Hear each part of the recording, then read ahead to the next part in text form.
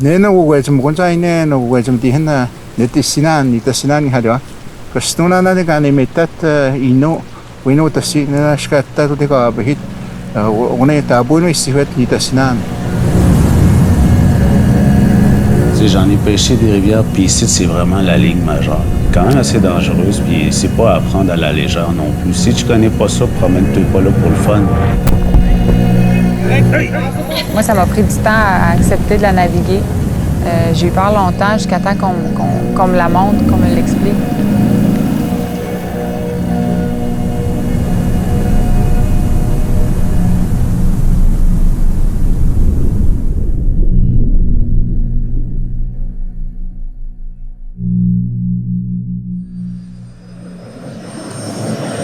La Côte-Nord, c'est un territoire que je connais pas beaucoup. Mais que je suis super excitée, je m'en vais pêcher la rivière Moisy. Ça va vraiment me permettre de bien découvrir le territoire, puis aussi toutes les traditions inouïes qui entourent cette mythique rivière-là. Comment ça va là?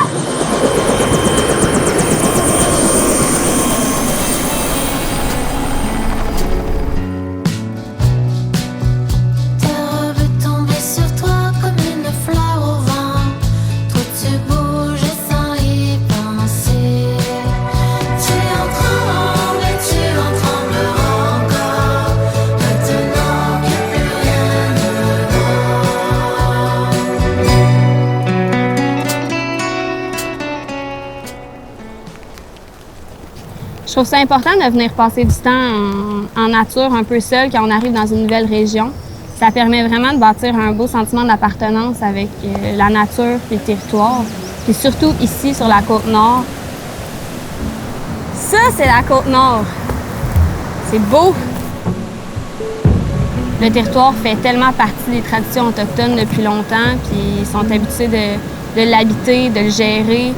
Puis je pense qu'avant d'aller rencontrer tous les individus qui vont me permettre de mieux comprendre cette dynamique-là, bien, c'est important de s'imprégner du territoire.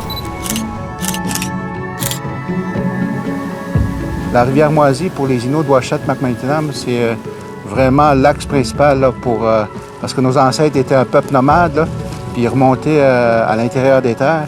Puis ça, c'est comme la porte d'entrée pour aller chercher le caribou qui est plus au nord, vivre selon le rythme des saisons. Nos ancêtres faisaient ça à contre-courant, à l'aide d'une perche de bois qu'ils fabriquaient. Dans le territoire à l'intérieur des terres, il y a comme un territoire sacré, là, avant la ligne de partage des eaux. Nos ancêtres plantaient leurs perches au fond du lit de la rivière. Et puis, il y a des milliers de perches de nos ancêtres qui sont là. C'est un endroit aussi au printemps où on se donnait rendez-vous avec le saumon.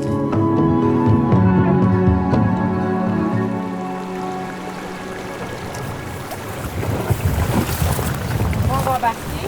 Ouais. Puis juste à nous donner une petite poussée là, parce qu'il n'y a pas beaucoup d'eau.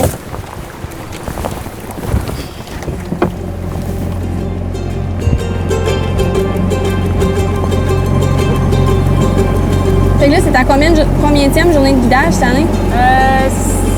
7e. Quand même. 7e. Il y a eu un bon début de saison. Oui. On a une belle saison. Il y a du saumon cette année, c'est le fun. C'est ça, comparé aux dernières années, c'est vraiment différent. Oui, l'année passée, dans le secteur ici de la Winthrop, il y a eu 3 saumons qui se sont pris. Dans toute la saison? Oui, c'est pas beaucoup. Je m'appelle Audrey Ringuette. Je viens de Ouachette-Macmillan-Tenam, communauté autochtone sur la Côte-Nord.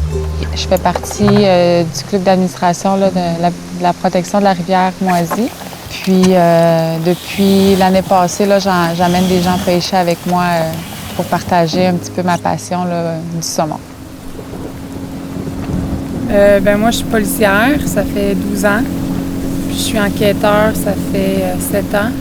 Mais là, depuis quelques années, là, je pratique que des crimes sexuels, là, puis abus physiques d'enfants. C'est pas des journées qui sont faciles. Les policiers, on est des êtres humains, là. Après une grosse journée, là, le fait de savoir que je peux décrocher un petit peu là, à aller à la pêche, là, ça vient comme ça m'apporte un soulagement, là, je pourrais dire ça de même. J'aime ça la regarder pêcher parce que aussitôt qu'elle met sa ligne dans l'eau, il est concentré. C'est comme si elle faisait lever d'un moment, puis qu'elle fait juste caster. Elle pêche, elle pêche. Puis tellement belle à voir parce que je sais dans son élément.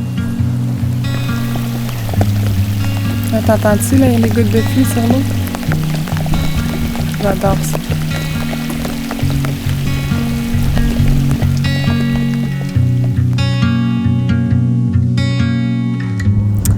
En ce moment, la difficulté que je vois pour pêcher, c'est le vent. Ils vendent beaucoup. Quand ils vendent de même, tu vas amener ta canne, puis tu vas faire le tour de toi, puis tu vas la relancer là-bas. OK. Et pas de Non, même. c'est moins pire, t'es pas obligé de le faire de OK. Ça donne un peu un feeling de cow-boy. Tu vas le voir pendant notre voyage, là. Les endroits où est-ce qu'on va aller, là, ça va être juste comme débile. Au Cran Serré, à Nipsis. Ouais, ben juste avoir les photos. Ouais, t'as vu les photos.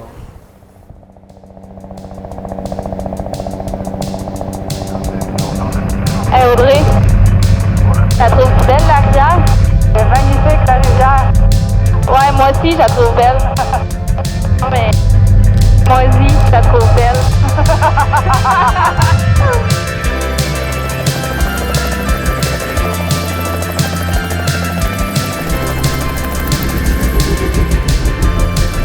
On est comme dans un cran de roche. Et j'ai vraiment hâte d'aller plus bas puis d'aller voir l'eau ressemble à quoi de plus près.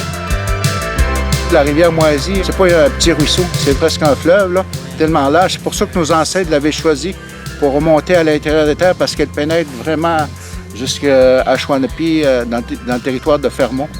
Hey, j'ai hâte de mettre une mouche à l'eau! Et pelaille! Tu fais ça en canne?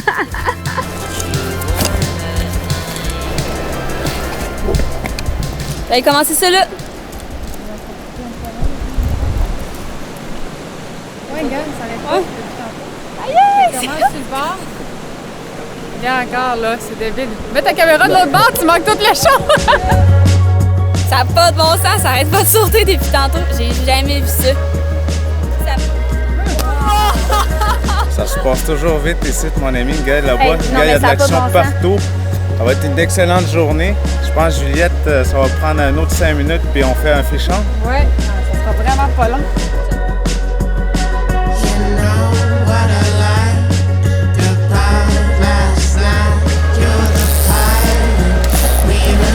Yeah, good job, Audrey!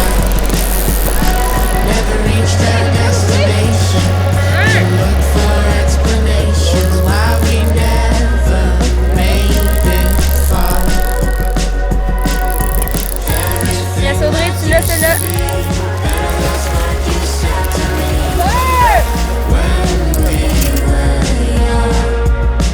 Moi, un saumon, c'est le roi de la rivière. Tu sais, c'est difficile à pogner, c'est difficile à fêter, puis quand tu réussis, ben, c'est satisfaisant.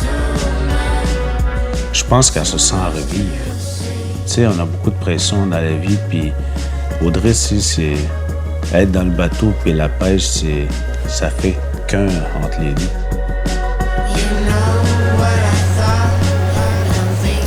C'est assurément une expérience de pêche au saumon différente de tout ce que j'ai vécu. Là, de voir les saumons sauter comme ça, tu sais qu'il y en a, ça donne espoir, puis ça donne vraiment le goût de travailler fort. Hey, chaque fois, il y en a tout le temps. OK. J'ai l'habitude de faire des lancers loin. Là, en ce moment, ici, les saumons sont super près de la rive. Fait que c'est des petits lancers courts, mais précis. Il va, il regarde. Ah, ça y tente. À un moment donné, il va le... OK,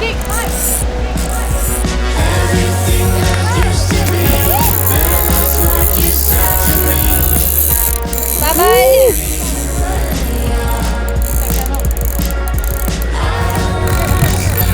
Ouais. Non, il va faire rentrer petite.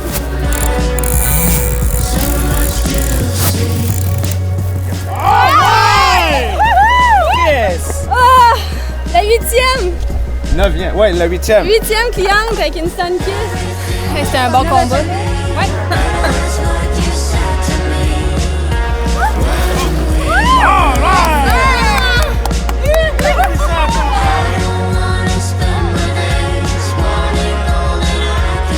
Payant la côte nord!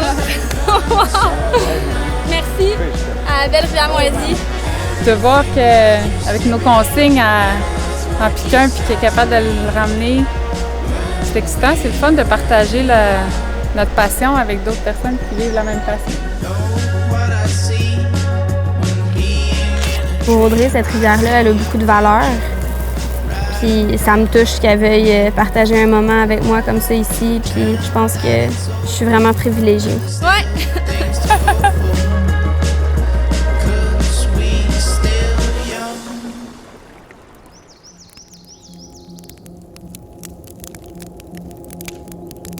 Pourquoi est-ce que tu penses que le saumon a une si grande importance pour les Inuits? Parce qu'ils se nourrissaient de ça. C'était leur nourriture, c'était leur frigidaire, la rivière. Là. Tu sais, ça pêchait, ça suivait le saumon, puis jusqu'à temps que ça aille pour la chasse au caribou. J'espère que ça va rester. Tu sais, c'est bien de faire des remises à l'eau, mais il ne faut pas oublier notre identité. C'est de la faire de façon responsable. Tu sais, c'est de ne pas faire d'abus, c'est... Faut pas oublier de où est-ce qu'on vient, qui qu'on est. C'est pour ça que la relation avec la Mesticibo est très importante. C'est un lien avec le saumon, un lien avec le territoire qu'on appelle, comme je te disais, le Nojimit, l'intérieur des terres. Quand on prend le temps de s'asseoir puis de rencontrer les bonnes personnes qui nous partagent des expériences de vie personnelles puis surtout des savoir-faire, on dirait que tout devient plus clair.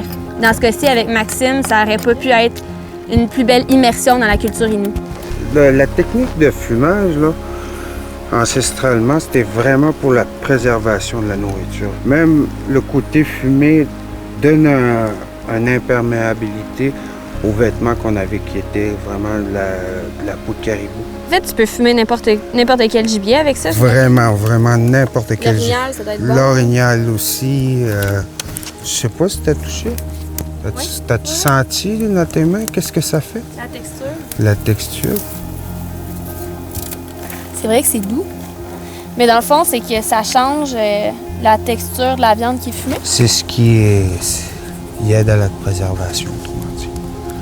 Là, on starte le feu, on chauffe un peu le bois, faire un peu de braise. Ces savoir-faire-là, ils t'aident à connecter avec la nature et le territoire. Et ici, c'est Nitassinan, C'est quoi Nitassinan? qui veut dire territoire. Territoire. Puis qu'est-ce que ça représente, Nitassinan, pour les Inuits? On est en plein dedans. C'est le garde-manger.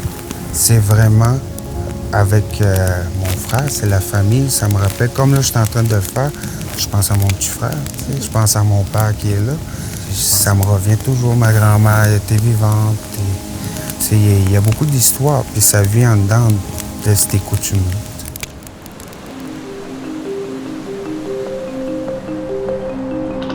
Les Blancs nous ont montré une manière de vivre, puis on a pris cette manière-là. On a oublié un peu d'où ce qu'on vient aussi, nos vraies valeurs, le respect de l'espèce. C'est ça qu'on a oublié, de prendre qu'est-ce qu'on a besoin, puis de laisser qu'est-ce qu'on n'a pas besoin. Nos ancêtres, il y avait quand même le respect du saumon.